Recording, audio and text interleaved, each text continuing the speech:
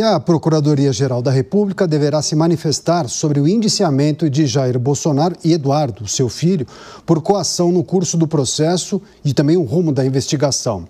A partir de agora, a gente vai conversar com o Gustavo Sampaio, professor de Direito Constitucional da Universidade Federal Fluminense, para entendermos um pouco da manifestação da defesa de Jair Bolsonaro, mas também sobre os próximos passos.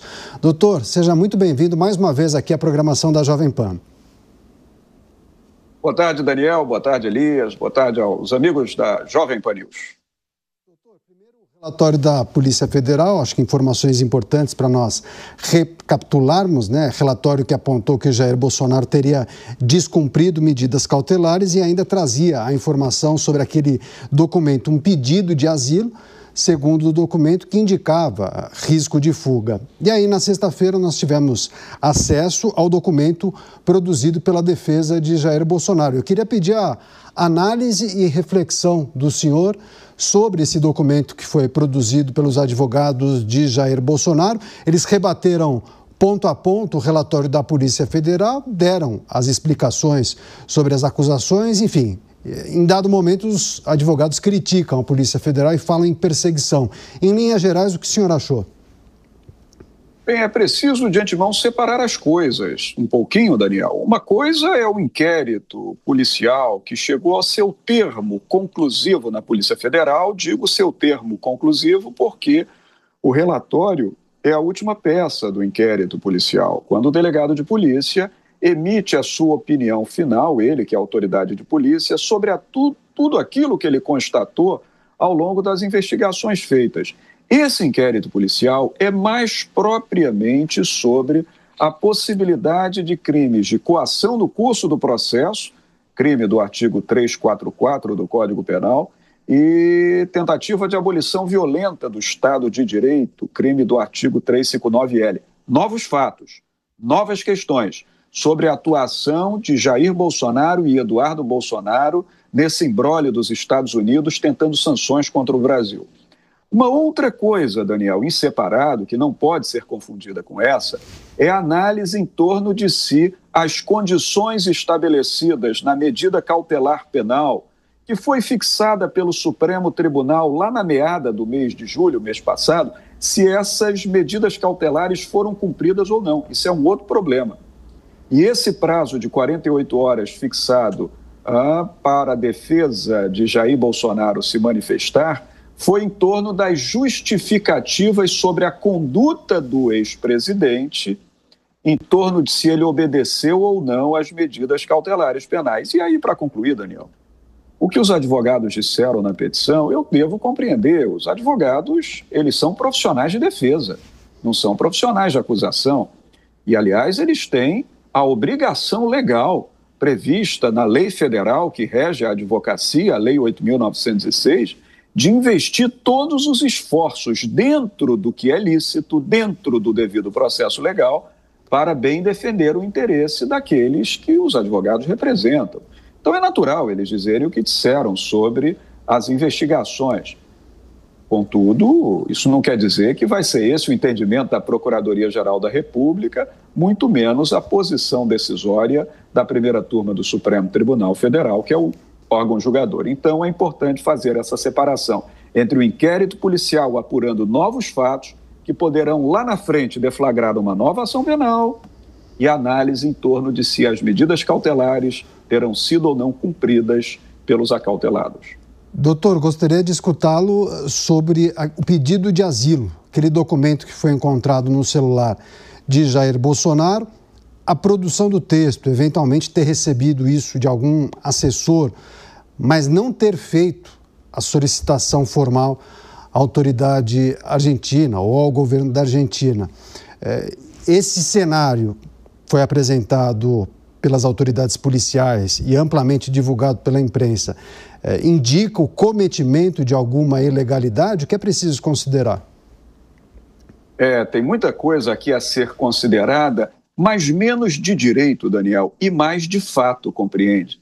Porque é claro que se o presidente fez um rascunho sobre um pedido de asilo, se aquilo foi reduzido a termo, foi formalizado, foi encaminhado a uma embaixada, por exemplo, na Argentina, ou à presidência da República Argentina, ou ao Ministério das Relações Exteriores da Argentina, se isso chegou à autoridade que decide sobre asilo na Argentina, essa é uma situação.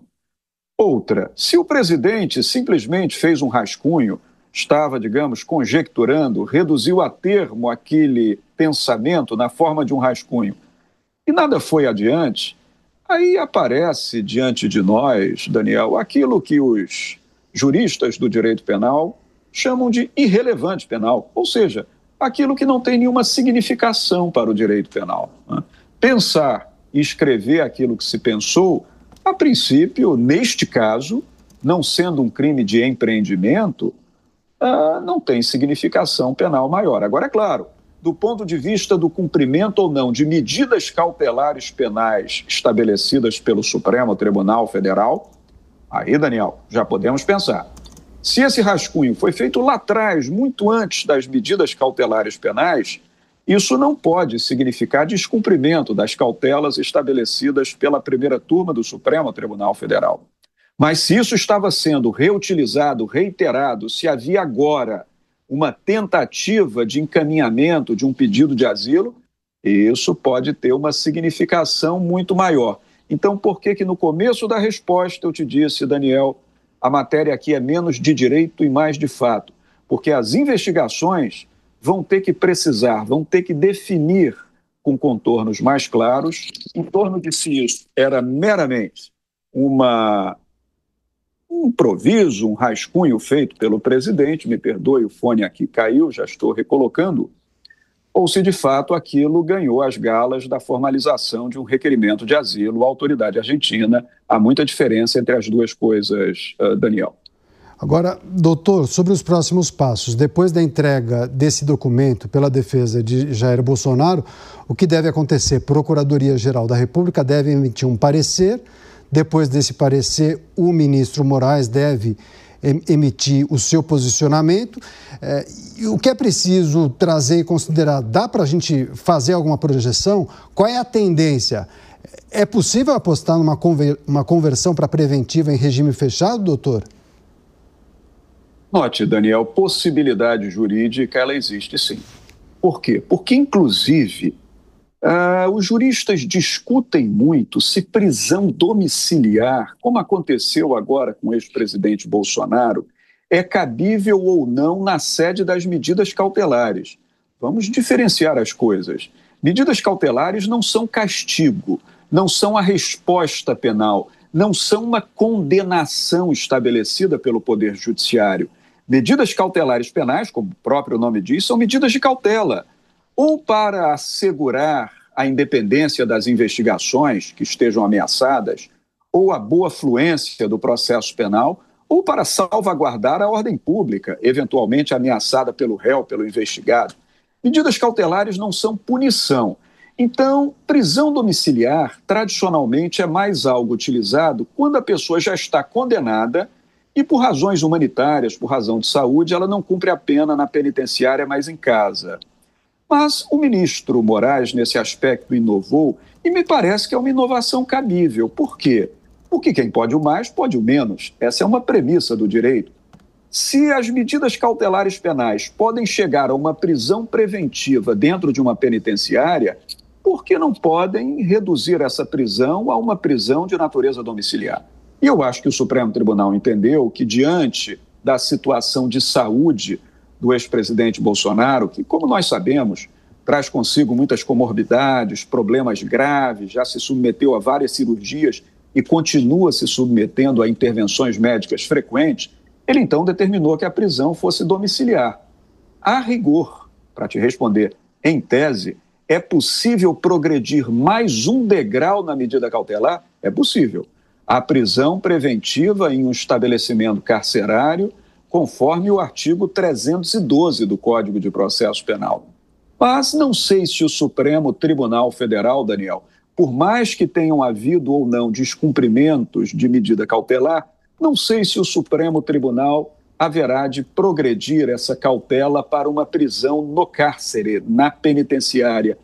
Porque o presidente já tem 70 anos, tem problemas de saúde sérios, inclusive, e não me parece haver a necessidade da sua condução a um estabelecimento prisional.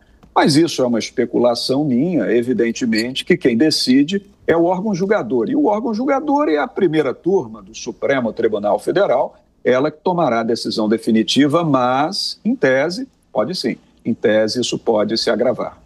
Professor Gustavo Sampaio, ao vivo aqui com a gente, mas esse fone de ouvido não está colaborando, né, professor? Não. Eu vou pedir licença. O Elias Tavares é o comentarista de hoje do Fast News. Ele fará a próxima pergunta. Com você, Elias. Professor Gustavo, um prazer falar com o senhor. Eu queria entender um pouquinho, do ponto de vista do senhor, como o senhor enxerga, né, até que ponto esse caso do Bolsonaro, como um todo, pode abrir um precedente entre o limite da expressão, entre o limite da liberdade política e obstrução da justiça. Dá para a gente delimitar isso? É possível? É possível sim, Elias. Tudo isso é possível porque o conjunto dos direitos fundamentais previstos na Constituição da República é um conjunto muito vasto. E há, muitas vezes, aquilo que nós chamamos de colisão de direitos fundamentais. Quando nós temos, numa só situação, dois direitos fundamentais contrapostos, e se torna necessário que, no caso concreto, se avalie qual é o direito fundamental que prevalece, compreende? E, nesse caso, se dois direitos não cabem no mesmo espaço, é preciso optar pelo mais prevalente naquele momento, naquele ato. E quando nós falamos de liberdade de expressão, claro, nós falamos de uma das vertentes do direito fundamental de liberdade, que é amplo. A liberdade é liberdade de locomoção, é liberdade de religião, é liberdade de expressão, é liberdade de imprensa, é liberdade de associação, é liberdade de reunião, é liberdade de ofício ou profissão. Olhe quantos matizes, quantas vertentes não existem do direito fundamental de liberdade. Mas até a liberdade de locomoção, a liberdade de ir e vir, ela pode ser privada legitimamente, não pode? Quando alguém é condenado, alguém não é privado de sua liberdade de locomoção na condenação criminal, um crime punido, com pena privativa de liberdade. Então, restringir direitos é possível, desde que nos limites da Constituição. A liberdade de expressão é pilar da democracia. A liberdade de expressão é uma coluna que sustenta a democracia. Mas ela não pode ser empregada contra a própria democracia ou contra a ordem constituída ou contra as cláusulas pétreas da Constituição, os direitos fundamentais da pessoa humana.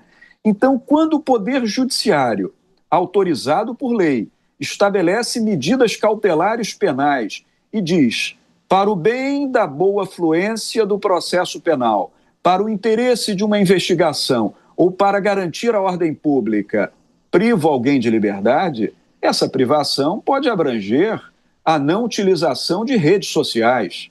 E o ministro Alexandre de Moraes, no início das cautelas estabelecidas, ele disse, na medida cautelar, não usar rede social, o ex-presidente Bolsonaro, nem utilizar rede social de terceiros. Então, durante a vigência da medida cautelar, o presidente Bolsonaro não pode fazê-lo. Isso não configura, Elias, uma violação à liberdade de expressão. A liberdade de expressão continua sendo um direito fundamental intocável na ordem constitucional. Como eu disse aqui, uma cláusula pétrea. Apenas durante aquele tempo, para fim de garantir a autoridade da jurisdição que está sendo prestada, o presidente fica privado de usar os canais de comunicação. Os terceiros que não estão sob a medida cautelar não estão impedidos de falar nas suas redes sociais sobre o presidente. O impedimento que se impôs é de o presidente usar rede social de terceiro para esse fim, o que é um pouco diferente.